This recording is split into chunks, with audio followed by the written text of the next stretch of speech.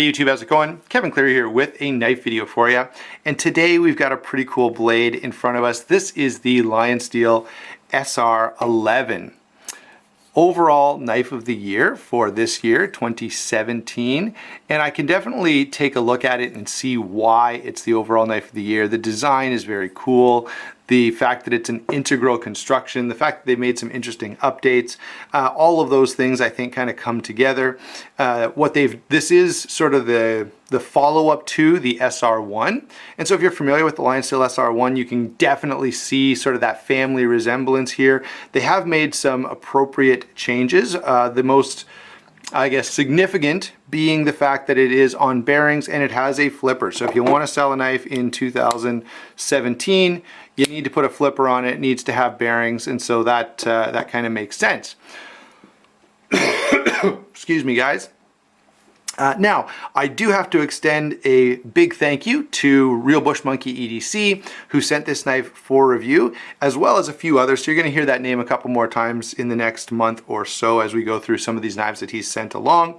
That's all I've got for introduction. Let's go ahead and get into some of the features, the specifications, all of that kind of stuff on this knife. So 8 5/16 inches overall, and that measurement ignores the glass breaker down here on this end, so I measured like right to here, okay? 8 5/16 overall, so just over 8 1/4 inches.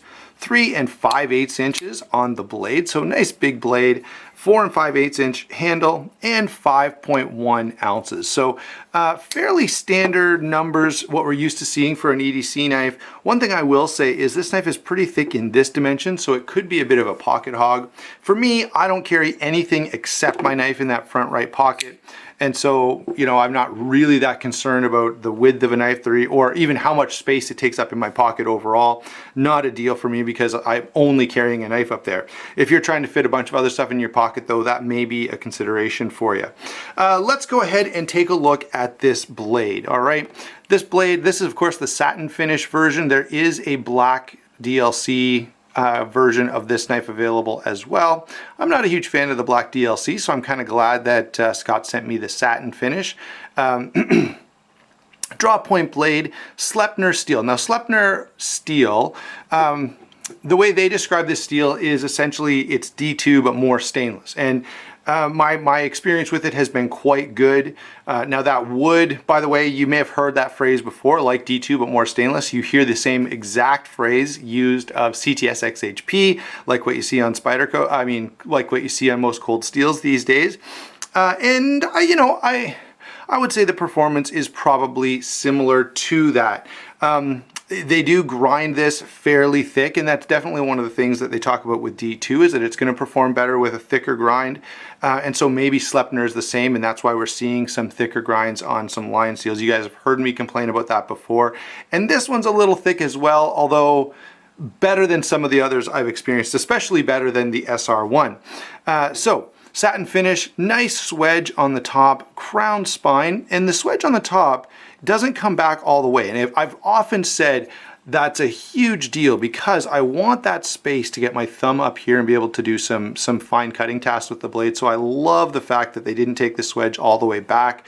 They left me some room for my thumb to rest on that very nicely crowned spine. This knife is also pointier, okay, than the SR1. If you remember, the SR1 sort of had that weird, very steep belly on the front of that blade. This one doesn't have that. You can see it is a bit of a fingerprint magnet, but I thought, well, you know, this is a used knife. It's been carried, it's been loved, and so I'm not going to bother like wiping it down perfectly. I did give it a quick wipe because it was a little worse than that when we first started. One other thing I need to say about this, other than the fact that it's a bit of a thicker grind than I like to see, although I will say in use I have not had issues with it. And I've compared this to a couple of other knives. Here's what I have to say about this. I'm going to take a second and do this. Let's see. Here's another integral knife, and this knife is nice and thin behind the edge, but the angle here is very abrupt. So it goes up to a fairly thick piece. And you can see, you know, if you put your fingers on this, you go, wow, that's thick, okay? There's a lot of metal there. Now, I used both of these knives side by side to do some cutting. And this one actually performed much better because the angle is not as steep, okay? So on one knife, you've got an angle like this. On the other, although it's thicker overall, the angle is shallower. And so cutting through like multiple layers of cardboard and a couple other things that I purposely picked to kind of test that, this knife actually did fairly well, even though technically this knife is quite a bit thinner behind the edge. Okay, so I wanted to share that with you. The other thing I want to share about this edge, and it's going to be really hard to see on camera. There, you can kind of see it there. Notice how it's not a super crisp transition to the secondary bevel. There's a reason for that, and the reason is that this knife is a convex grind rather than a straight V grind. So a V grind would be just like, let's see if I can show you. There you go. Would be just like this. Well, a convex grind is actually rounded. Okay, so there's your V grind. Okay, nice triangle. A convex grind is going to have a slight angle to it like that, so it's kind of bent. Okay, sort of like this type of shape rather than this. Okay, and that's actually not a bad thing. I guess it can be a bad thing. It's sort of like a recurve, okay? A recurve can put some people off because it's a little more difficult to sharpen. If you're at all practiced at it, if you have any skill in sharpening, it's actually not that bad. The same is true of a convex edge. It can put some people off because it can be a little bit difficult to deal with sharpening, and you have to make the choice. Either I'm going to reprofile this and put a regular V grind on it, you know, with my SharpMaker or some other fixed angle sharpening system. I don't know, I would kind of recommend against that. I think LionSteel makes the choice to go with a convex grind for a reason. And the reason is it's a more stable edge. Okay, so it's still very sharp, it's still very capable, but with the rounded angles, with the rounded edges, it makes that edge more stable. It's less likely to roll. There's more steel behind that edge, so it'll be a little more long lasting. Okay, and so there are a lot of benefits to a convex edge that I think are worth considering. The biggest downside, again, is that if you're using one of these, you know, the SharpMaker, or if you're using a Wicked Edge or an Edge Pro Apex or any number of other fixed angle sharpening systems, it's hard to deal with, okay?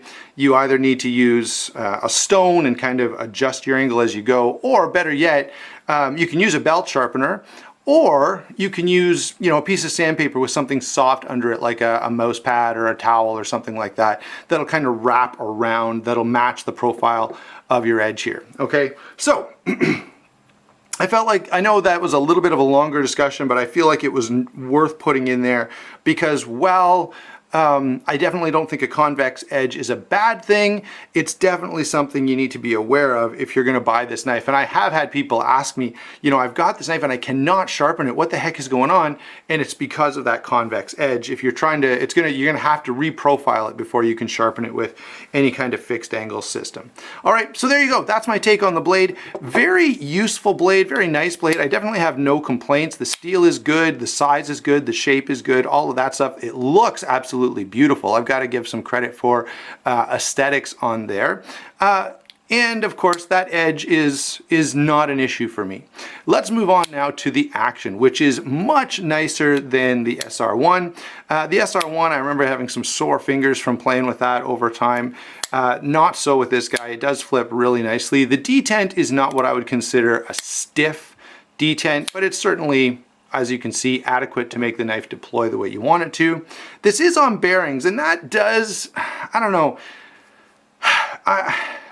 if you've watched the Apostle's discussion of this knife, I think he makes a really good point that this knife kind of needs the bearings because of the inconsistencies created in milling this handle.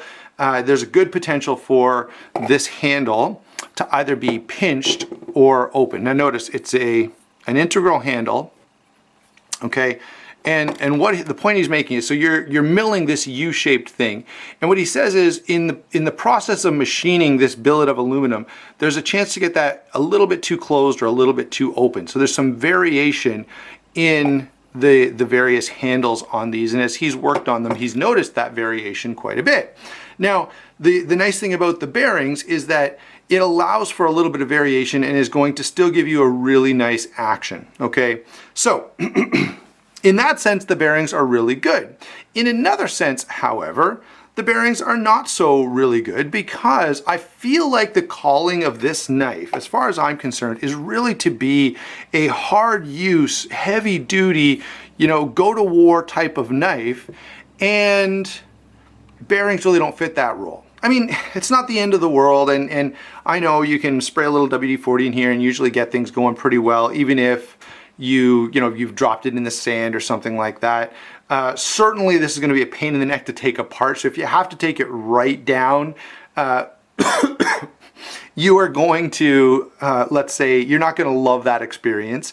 However, the bearings do make the knife perform. So there's this weird balancing act that you've got to consider when it comes to the action on this. The action is very nice, okay? It's not like the most amazing thing I've ever felt or anything like that, but it is good, and it's certainly a big improvement from the SR1. So lockup and deployment, it deploys nicely. The lock is, of course, part of the frame, so it's an aluminum frame lock.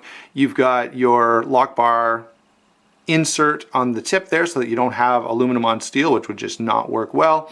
You do have this roto lock on here, which if you give it a spin this way, stops that from being able to move at all. And I will say this, a lot of knives that have a secondary lock like this, they allow for like a little bit of movement in the system. Not so with this one. This is solid as a rock, which is nice, but honestly, it's not something I ever even think about using. So I don't feel like it's at all necessary. In fact, I don't even think it's a benefit because I would just never bother with it. Okay, it looks really cool, and I've got to say, you know, it does kind of add to the overall feel of this knife and kind of make it, I don't know, a little bit more LionSteel-y, I guess. But again, I don't need it. So in terms of lockup and deployment, everything is fine along those lines. I have no big complaint. That little bit of a weird feeling with the bearing pivot in what I feel like is called to be a very hard use knife. Otherwise though, pretty good. Oh yeah, one other thing I should say, the access to the lock bar is quite good, but the lock bar tension is pretty high, so you really have to give that a push, okay, to get it to move over for you. All right, now let's talk about the construction. That, of course, is one of the biggest features of this knife, is the fact that it's an integral design, which means these two halves of, well, there really aren't two halves of the knife. Normally you get a scale here, boom, you put them together with whatever construction choice you make. In this case, this whole handle is machined from one piece of aluminum, which is really, really cool. Especially if you're, a knife geek. In terms of actual use, I don't think it has any practical value. However, it's really cool. Okay, let's just be honest. It's cool and not much else. Now, so the construction itself is a cool feature, but it's not the greatest thing ever. It does make the knife difficult to disassemble, and that is a construction feature that you probably want to consider. If you're used to maintaining your knives by taking them apart and cleaning them out and stuff like that, that's going to be a bit of an uphill battle with this particular knife. In terms of ergonomics on this handle, let's touch on the pocket clip before. Notice there is a bit of a gap there. So the clip here, it's not bad, but it's not great either. Certainly I love the minimal size of it. I love the way that it's attached to the handle in a way that allows you to make it left or right side carry without too much difficulty. I don't like the fact that it's not touching the handle here at all, and that's pretty common for these knives. I've seen it on a couple of others. So no huge complaint on the clip. Ergonomically, I don't really notice it, okay? And overall, this knife is pretty comfortable. When I did some really hard cutting where I was really bearing down, you did get a little bit of, you noticed the thinness of the handle, and that's going to be true of many, many folders. You've got to get them thin to be easy to carry, but that does create a bit of a sacrifice when you're doing some really difficult hard cutting task, like maybe you're cutting up a squash for Thanksgiving dinner. You're going to notice a little discomfort there. Overall, though, the ergonomics are quite good, except for one sort of glaring issue, and that is that this knife can be pretty darn slick. It's getting into those dry months now, and you know how your skin gets dry and you don't have much sort of, you know, there's no sweat, there's no moisture on your hand, and it's hard to get a hold of a page of a book and stuff like that. Well, when in this time of year is the whole time I've been using this knife, and it is a little difficult to keep a hold of, okay? And it actually, because of that, that's why I noticed the lock bar. If this, excuse me, if this had a little more grip, I probably wouldn't even be mentioning the lock bar. But it becomes a bit of a challenge to actuate this knife because this silly thing is kind of slippery. So this texturing that you can see, it looks like it should have this really, really good positive texturing, but I don't know, they have softened it down so much that it's really, really slippery. And so that is a big miss as far as I'm concerned. They could have, you know, they've done the work to texture it. Why not leave that texturing abrasive enough to actually let me get a hold of the knife? Okay, so that's one of my concerns. Yeah, here's a knife that's kind of the opposite extreme. This one has tons of texturing. If we could land somewhere in between these two, okay? And I feel like that's more of an issue, especially for a hard use knife, guys. A hard use knife, you know, I might be using it to defend my life or cut down a tree or, you know, process an animal in the woods or who knows what. You know, kind of, you know, I think of a hard use knife as a knife that can just take whatever the world throws at it. And that's where this one starts to fall down a little bit. It's, you know, for light duty EDC tasks, yeah, a knife being a little slick is not going to be a big deal. But for the kind of tasks I feel like this knife was designed for, that's where this becomes a bit of an issue. It needs to be grippier. Okay, so that's my overall take. I think that's covered pretty well everything I wanted to talk about. Oh yeah, let's talk about the glass breaker just a little. If you're gonna use it, make sure you hit the window in the corner of the window. And what I like to do, and what we train in fire service, is to do this kind of thing. And the idea is that you use one hand to kind of catch the other hand. And the reason you want to catch the other hand is because, think about it, you're taking this, okay, you're taking this carbide glass breaker and you're going to swing at this window with all your might. Well, where's your hand going to go after the window breaks? And the answer is right through the window along with the knife, which is not a good thing if, number one, there's a patient inside the car that now you're going to smack in the head with a knife. The other reason it may not be a good thing is because there can be some sharp edges there that you're going to cut yourself on. So to avoid all that, the way we do it is to put one hand kind of on there and to hit in a way, usually I kind of reach across so that I'm kind of able to catch one hand with the other hand. All right, moving on with life. That's just a little tidbit from what happens when you actually go around and start breaking windows. Now, let's get some comparisons out of the way. I've got some good ones here. The first one I want to bring in is, I don't know, it's comparable because it's an integral, okay? So it just so happens that Zell sent this knife, the WE 702, along with a few other WEs that I want to check out, WE knives that I want to check out, and Scott sent this knife, and they're here at the same time, and they're both integrals. So let's look at them side by side. Obviously, this knife is going to be more expensive.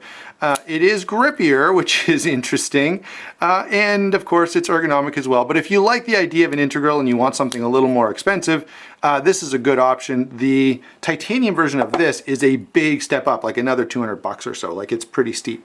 Let's see, what have we got for other hard use knives? Here is a Spyderco Manix. This one is also out of Scott's collection. I should have had my Manix lock back here, but I forgot it at home, so we'll show you that one. Oh, here's a pretty obvious choice. Not only is it very familiar to people, so it'll give you a good idea of what we're dealing with for size here, but this is, again, this is a knife that I would take out in the woods with me, so I think it fits well as a comparison. One of the nicer comparisons, and these guys, I could almost do a comparison video between these two. This is the Zero Tolerance 0909. Amazing knife, guys. I am absolutely in love with this knife. And this knife, right now, these are discontinued. So this is probably, I don't know, I think you can pick them up for like 130, 140, and this guy's gonna be about 150. So they're very close in price. They're both hard use knives. Very comparable, very cool. I probably like this one just a little bit better because of the extra grippiness and slightly nicer ergonomics, okay?